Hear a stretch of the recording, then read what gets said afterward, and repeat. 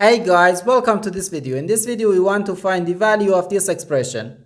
6 minus 10 times 6 minus 10. Are you ready to solve? Let's go ahead and get started. 6 minus 10 gives us negative 4. And here again, we have 6 minus 10.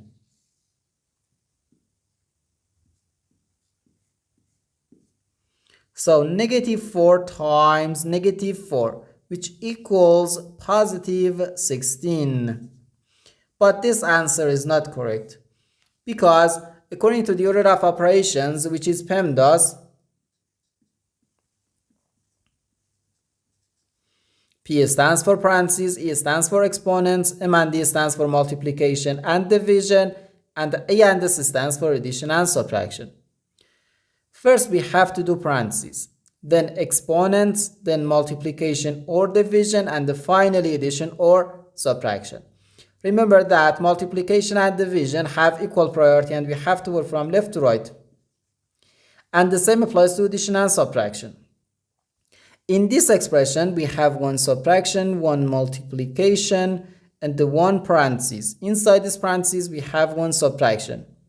Here we have a multiplication because in mathematics, when a number is placed next to parentheses, it means multiplication, and we usually don't write the multiplication sign for brevity.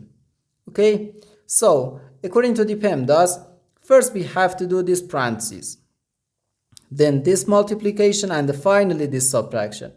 If we do this subtraction before this multiplication or this parentheses, it is wrong.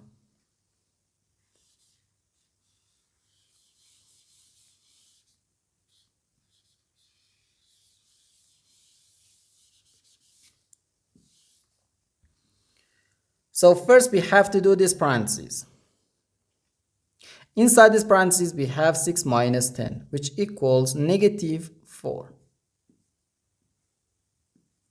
So we have 6 minus 10 then times negative 4.